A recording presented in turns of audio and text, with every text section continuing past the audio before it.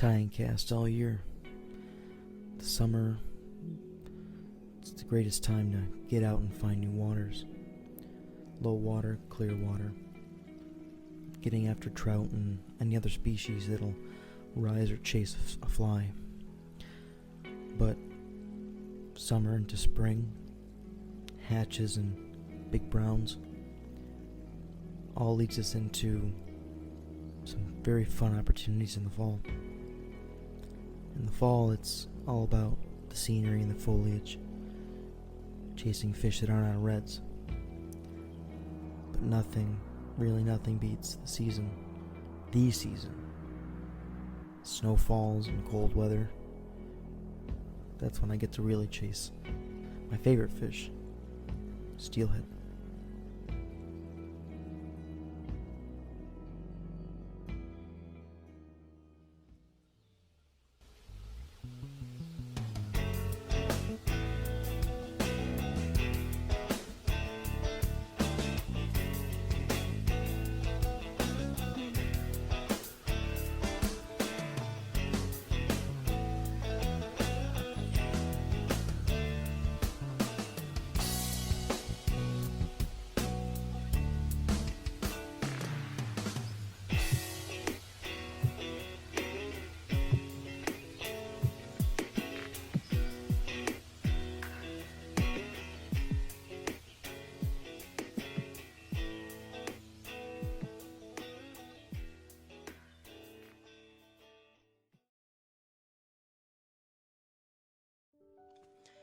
You know, the life of a guide isn't all fairy tales and roses. It's a lot of time away from your family, your friends, the sport you actually love, your home, career, whatever you need to do throughout your day. You need to dedicate time.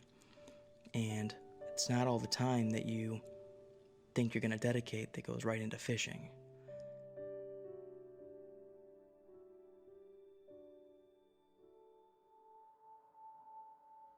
The sky was cold December blue, with great tumbling clouds, and the little river ran full but clear.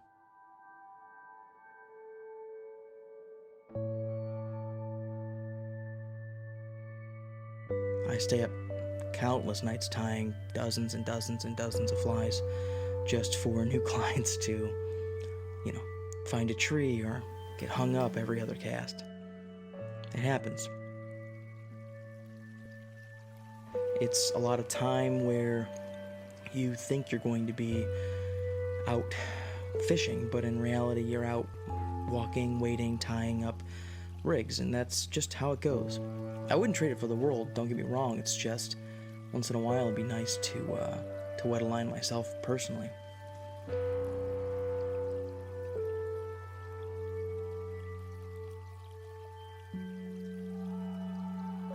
It's not often that you get to fish yourself, when you do this part-time, apart from my 9 to 5, but it is worth it when you get to help people experience things for the first time, or when you make some really great friends out of taking people on trips. It's quite an experience.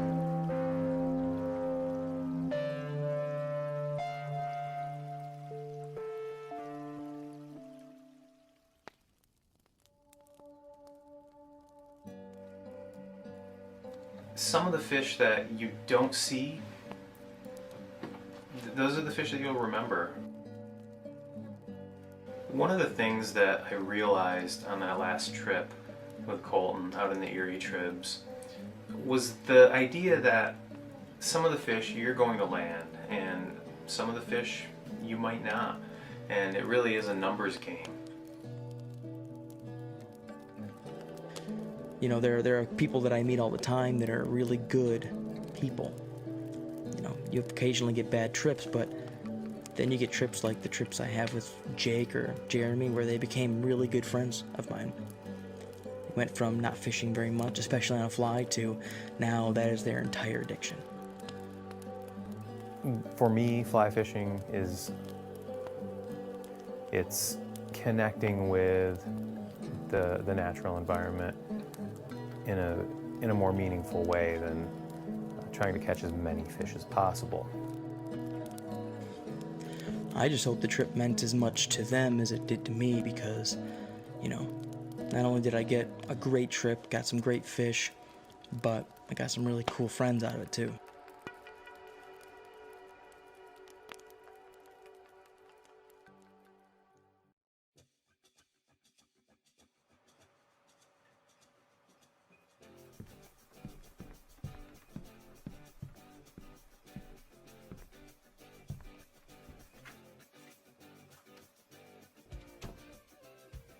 It's gonna be a decent day. The weather's not the greatest, obviously, but we're gonna do our best to try and get after it. Finally get to get out myself and actually get after fish, so pretty exciting stuff when all you have to do is bring a couple of rods instead of like 5, you know. Gonna bring a 10-footer and a 9-footer and see if we can't swing, and if the swing doesn't work, then let's see if we can catch them on a few nymphs then. But other than that, I'm super excited.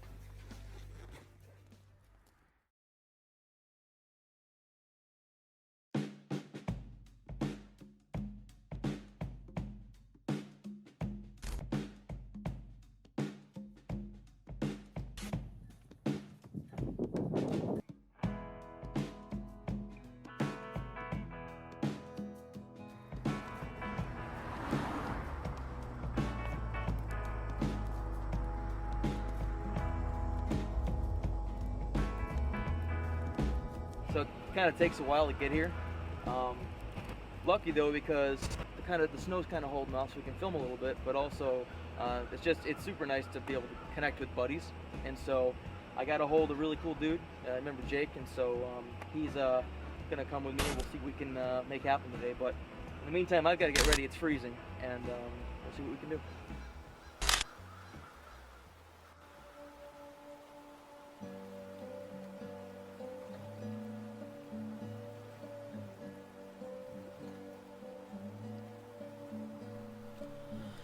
You know, fishing by yourself can be pretty rewarding.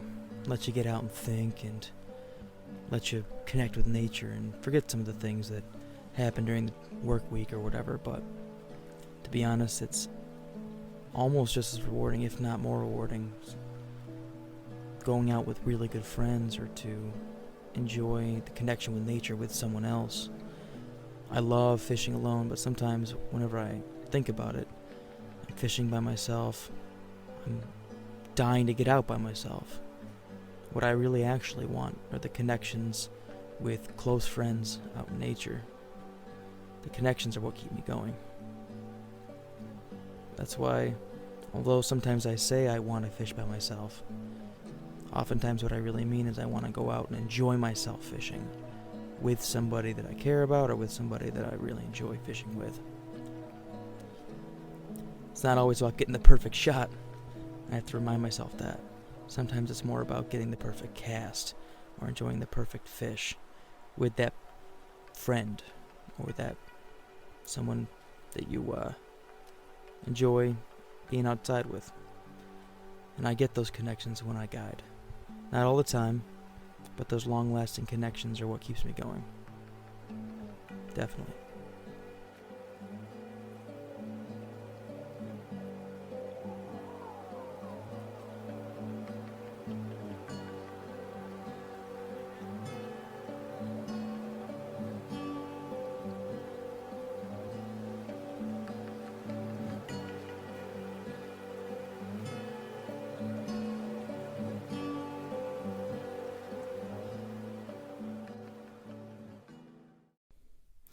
That was a great day.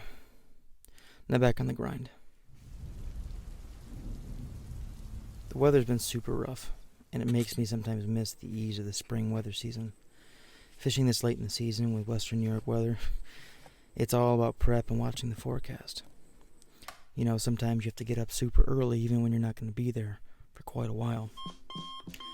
Spring's ideal because multiple good fishing days, but when you're talking about sub-teen weather, freezing, rain then thaw, you know, it's definitely a lot of prep.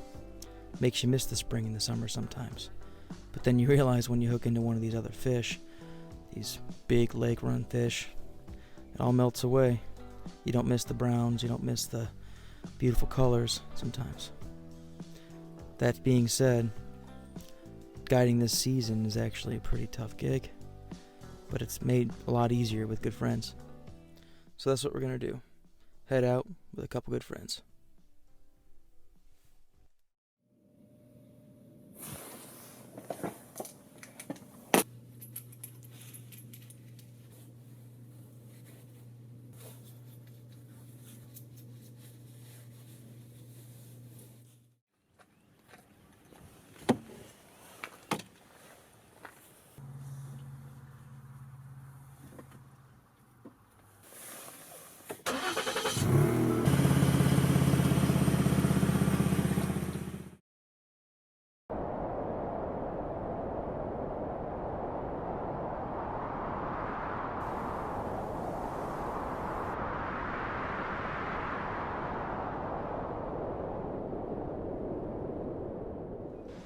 We're out here on a beautiful Lake Erie tributary. Had a couple days of rain, but we ended up with favorable water conditions. Beautiful day, ended up being about 35, nice and sunny. This is my second time out with Colton. I didn't really know what to expect the first time around, but he's been a gracious host and he was patient with me. Thankfully we hooked into some fish today, got some nice, got some stocked fish and some native steelhead. And they just don't fight like they do around here in the Lake Erie tributaries anywhere else, which keeps me wanting to come back, and connecting with Colton is another big part of that. So it's a great day. Yeah, the day, I mean, it looked pretty solid. The weather conditions prior to that were pretty rough, but to be honest, my creeks typically, you know, they self-cure pretty quickly and pretty easily. So I gave it 2 days. Jake was a sport about rescheduling, and we ended up getting a great day. It was beautiful. It was like, you know, in the low 30s, mid 30s, and the fishing was on because the water was right. The rise in temperature from the morning to typical bite time was on par with some of my better days. And, you know, Jake's come a long way. He's become a really good angler.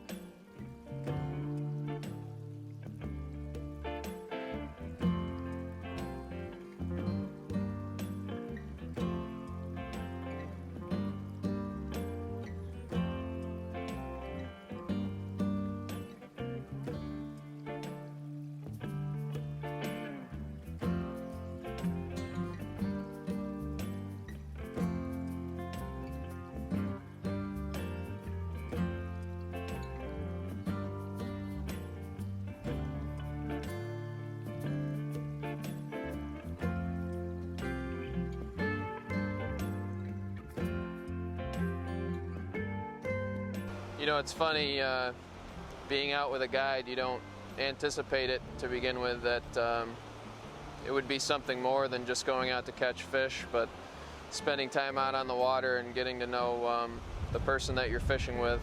It's kind of funny how a friendship can blossom out of that. And outdoors are seemingly always a great place to bring people together, so thankful for that.